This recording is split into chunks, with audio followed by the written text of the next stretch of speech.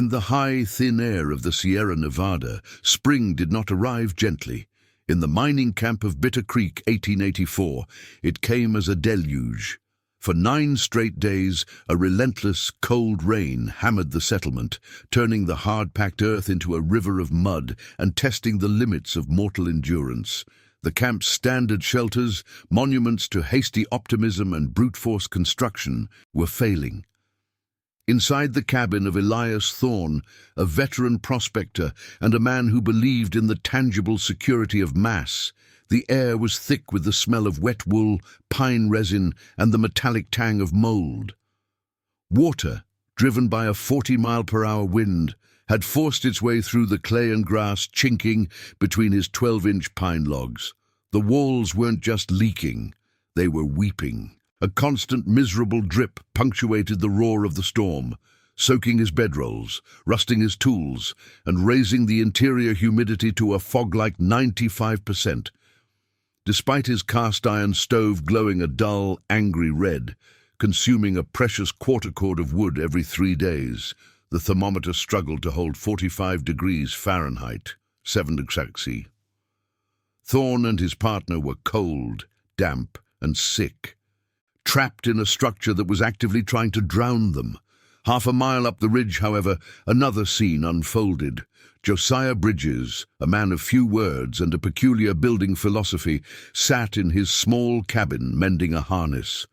The storm raged outside, its fury audible but not felt. The air inside his shelter was clean, dry, and according to his own thermometer, holding a stable 68 degrees Fahrenheit, 20 degrees Celsius. His walls, far thinner than Thorne's, were bone-dry. His stove sipped wood, requiring only a few split logs to maintain the comfort he had engineered. His neighbors, when they had watched him build, had called his structure the Sieve, or Bridges' Folly. It looked thin, more like a shed than a mountain cabin, built with scrap-grade slab wood rather than full, honest logs. Yet as the storm entered its 10th day, Bridges was comfortable, while the men in the proper cabins were fighting for their health. His secret was not in the thickness of his walls, but in the empty 3.5-inch space he had meticulously built inside them. It was a defense, built not on mass, but on a deep understanding of physics, a system the others mocked as hollow. What did this quiet ex-shipbuilder understand about air, water, and heat that an entire generation of seasoned mountain men had completely, dangerously missed? The year was 1884. The setting was the chaotic, high-stakes edge of the American frontier, a pocket of the Sierra Nevada foothills that had exploded with the promise of silver.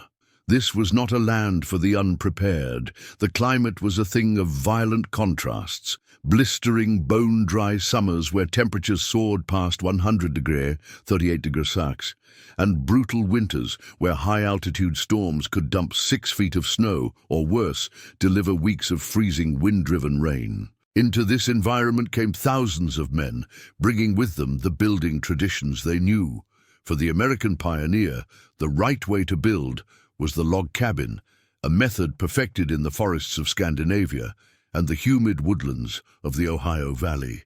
The philosophy was simple. Mass was safety. A thick log was a warm log. The conventional wisdom, passed down through oral tradition and the few carpentry guides of the era, was explicit. Use the largest, straightest logs available, preferably 10 to 14 inches in diameter. Stack them, notch them tightly, and most importantly, seal the gaps. This chinking was the critical and ultimately fatal flaw. The standard recipe was a slurry of local clay, dried grass, and sometimes horsehair or lime, pounded into the voids between the logs. The goal was to create a monolithic, airtight wall, a fortress against the elements. Everyone, from the greenest homesteader to the most experienced prospector like Elias Thorne, subscribed to this doctrine. It was visible, it was heavy, and it felt permanent. Bridges' arrival and subsequent methods were seen as an affront to this logic. He wasn't just building differently, he was challenging the very definition of shelter. The book, the tradition, and the local experts all agreed on mass and sealant. Bridges was proposing something else entirely, a system based on air gaps and drainage. The failure of the conventional method was not a singular event, it was a daily, seasonal catastrophe, a slow-motion collapse repeated in nearly every shelter in Bitter Creek. Let us examine the cabin of Elias Thorne as a case study in accepted failure. Thorne, a competent and hard-working man, had spent 6 weeks and $45, a significant sum in 1884, on his 14 by 16-foot structure. He used the best 12-inch ponderosa logs he could haul. He chinked it himself, using a rich clay from the creek bed, proud of the tight, smooth seal he achieved. The first summer, the cabin was an oven. The massive logs, with their high thermal mass, absorbed the 100-degree sun all day, slowly conducting that heat inward. By 9 p.m., the inside temperature would peak at 98 degrees, at 37 degrees, radiating heat like a pizza oven, making sleep impossible. Then came the fall rains. The clay, chinking rather than shedding water, acted like a sponge. It absorbed the rain and held it, swelling and becoming a saturated, cold mass. This moisture then wicked through the gaps and into the cabin. But the real problem was internal. To fight the damp chill, Thorne ran his stove. This generated a massive amount of warm, moist air from cooking, breathing, and boiling water. This high vapor pressure air moved from the warm interior toward the cold exterior, hitting the inside surface of the waterlogged 35-degree earth logs. The result was instantaneous, massive condensation. The walls themselves began to sweat, streaming water that pooled on the floor, rotted his flour sacks, and created a perfect environment for the aggressive black mold that now covered his leather goods. Thorne was spending over $10 a month on firewood, not to stay warm, but to wage a losing war against his own cabin's internal humidity. He was, in essence, paying to boil his shelter dry and failing. Josiah Bridges was not a mountain man. He was, by trade and by birth, a man of the sea. Born in Bath, Maine, he had spent 2 decades of his life in the shipyards, first as an apprentice, then as a master cooper and shipwright. His entire career had been a battle against a single enemy, rot. A wooden ship, Bridges knew, lives in a world that is trying to destroy it. He had learned the hard way that the greatest danger to a vessel was not the salt water outside, but the stale, trapped fresh water inside. A ship's hold that couldn't breathe would succumb to dry rot, a fungus that could turn a 20-inch oak structural timber into punk-like fiber in a single season.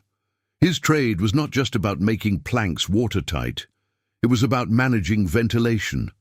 He understood, in a way the mountain men did not, the critical need to separate layers and allow air to move, to carry away the moisture that was the prerequisite for decay. When he moved west after a lung ailment, ironically from the damp Maine coast, he brought this deep-seated knowledge with him. He also possessed a quiet, observational nature. He had spent time observing the wickiups and brush lodges of the local Paiute. He saw that their structures, which the white settlers dismissed as primitive, were complex, layered systems. They used reed mats, hides, and earth, but often with gaps between them, creating buffer zones. They understood airflow. When Bridges began to build his own shelter at Bitter Creek, his actions were met with ridicule. He was building a frame out of milled 2x4s, like an Eastern balloon frame house. "That's a kite, Bridges, not a cabin," Thorne had yelled over to him. "First snow will flatten it." Bridges just nodded and continued his work, his confidence not in the mass of his materials, but in the unseen principles he was about to employ. His first prototype, the cabin that would earn him ridicule, was a masterpiece of waste materials. Bridges first laid a meticulous foundation of dry stacked stone, getting his floor sleepers a full 18 inches off the damp ground. Thorne and the others had built directly on the earth. Bridges then erected a simple 12 by 14-foot stud frame. This was the skeleton his neighbors mocked. For his outer wall, he went to the local sawmill and paid pennies for slabs, the curved, bark-covered first cuts from a log, pieces others burned as firewood. He nailed these slabs horizontally to the 2x4 frame, overlapping them like clapboard siding. This layer looked rough, but it was sturdy. Then, on the inside of the 2K4 studs, he tacked up simple half-inch planks for his interior wall. The critical element, the one that baffled everyone, was the space between these two layers. The 3-5-inch void, the width of his studs, was left completely empty. It was just air, but it wasn't sealed. At the very bottom, just above his stone foundation, and at the very top, tucked under the eaves of his roof, he installed small, screened vents. To his neighbors, it looked like he had built a box full of holes, an invitation for wind, cold, and vermin. Thorne, stopping by, had shaken his head in pity. "You've forgotten to fill your walls, son," he'd said, gesturing to the hollow sound the wall made, when Bridges rapped it with his knuckles. "That box'll be 20 below by October." Bridges just smiled. "She's not a box, Mr. Thorne. She's a chimney, and she's designed to breathe." The conflict at Bitter Creek was, at its core, a philosophical one, a battle between two opposing schools of engineering. Elias Thorne and his peers were practitioners of the fortress model. They viewed the mountain climate as a monolithic enemy, a barbarian at the gates. Their solution was to build a fortress, thick walls, massive timbers, and a brute force attempt to stop the elements.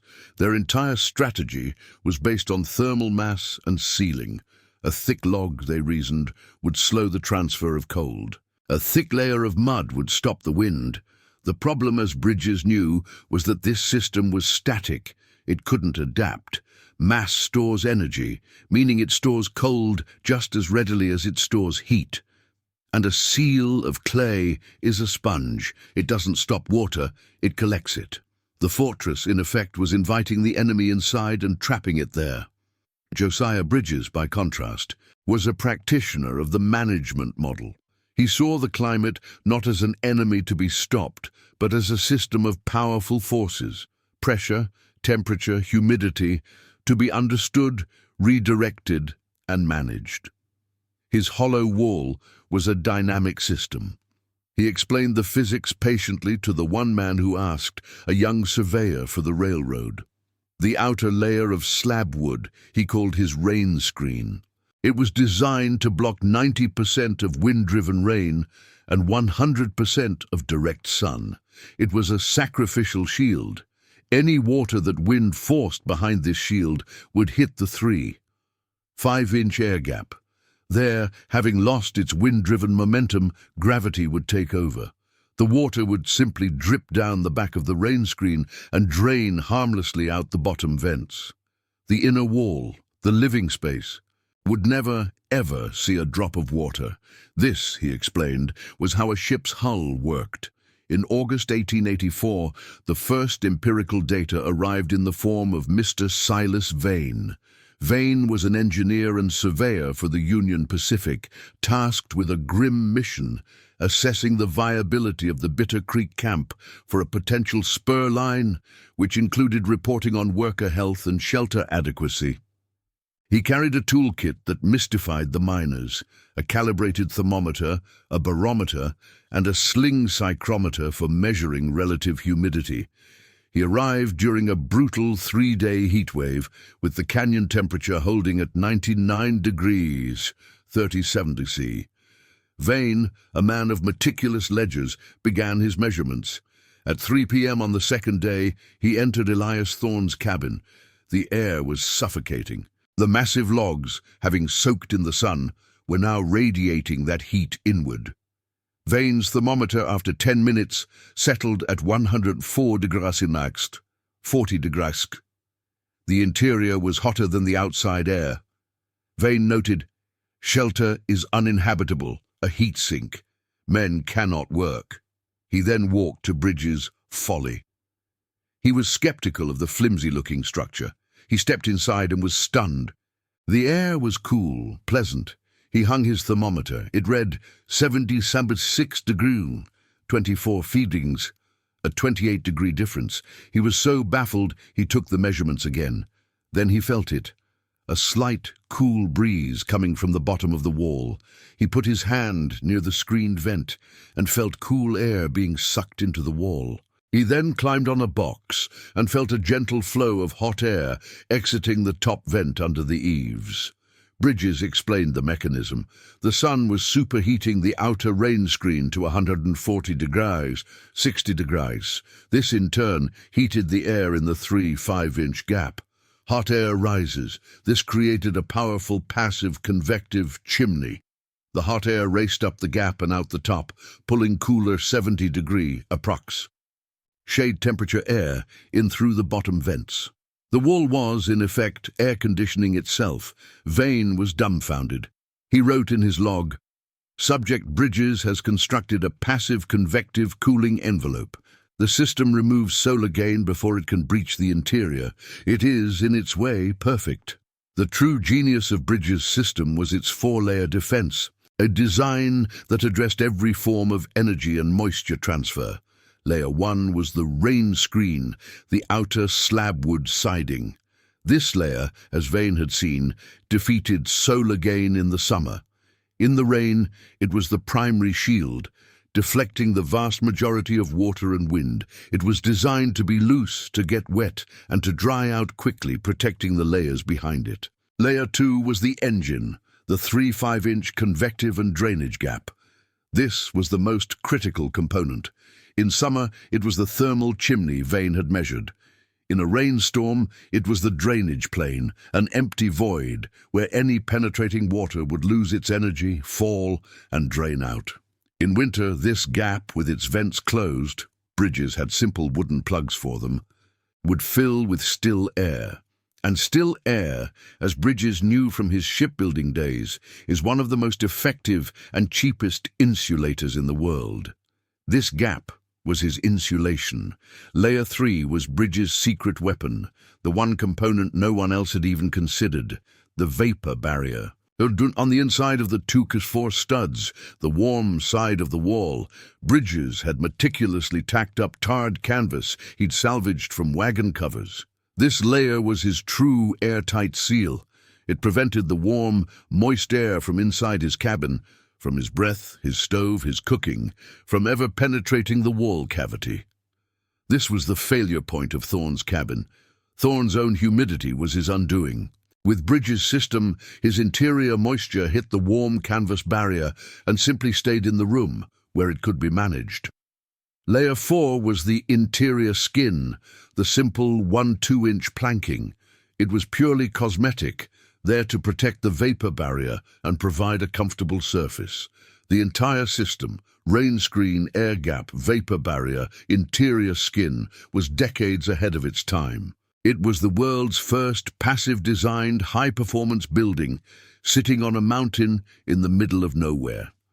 The system's final brutal test came not in the heat, but in the great deluge of November 1884. This was not snow.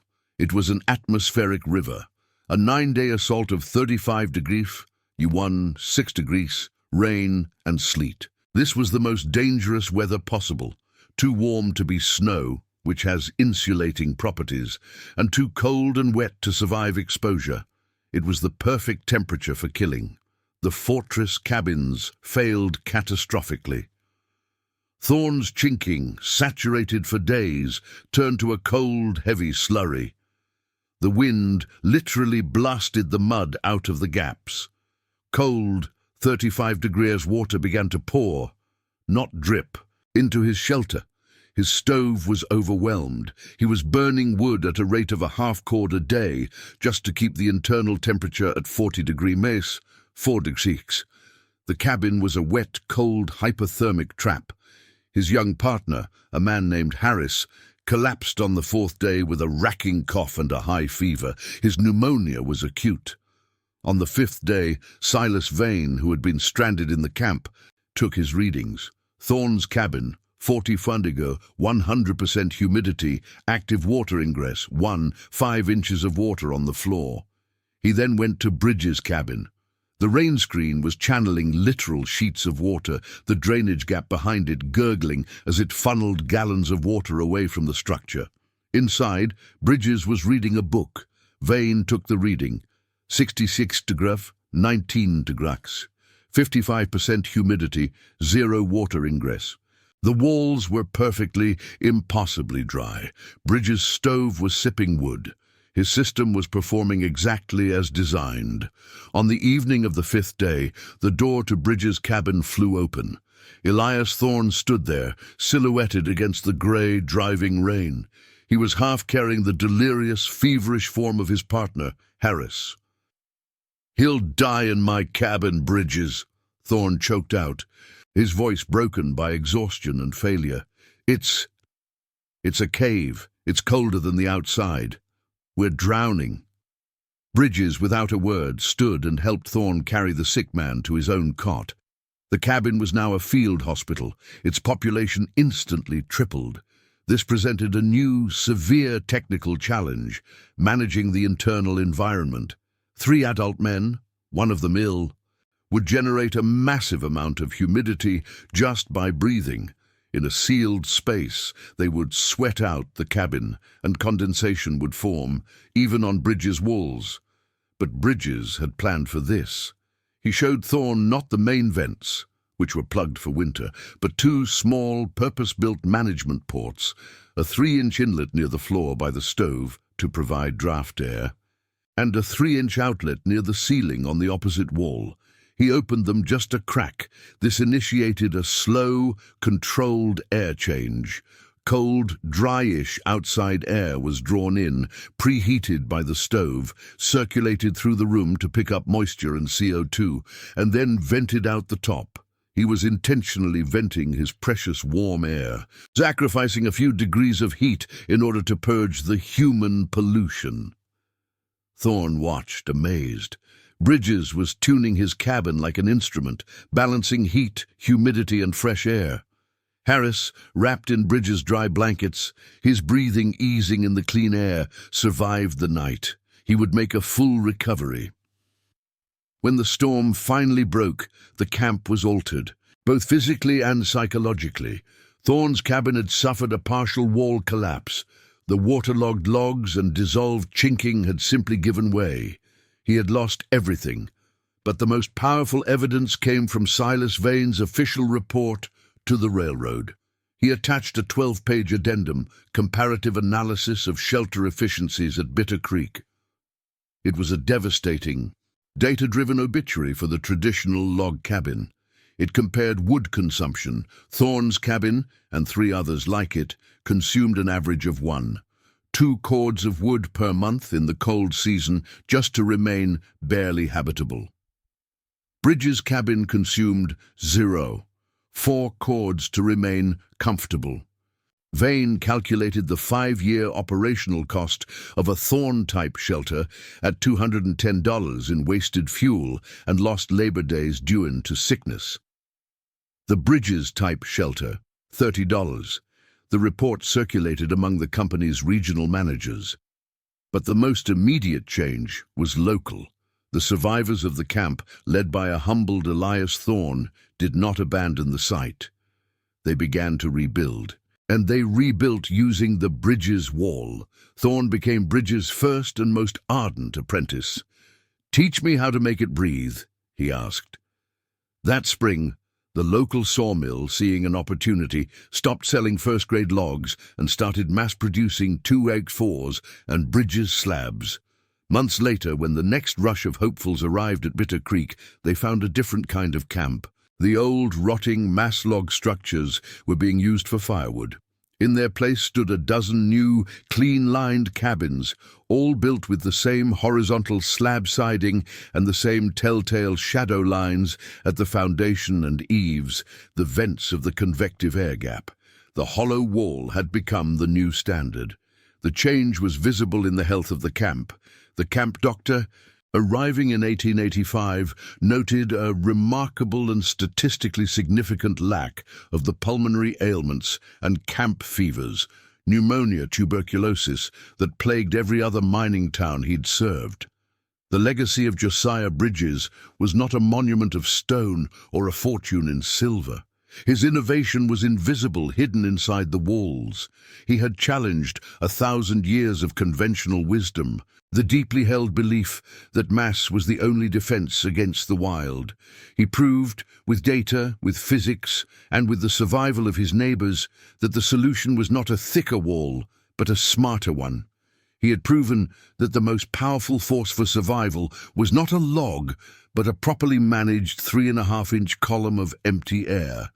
He hadn't just built a cabin. He had built a system that understood the very nature of the weather itself.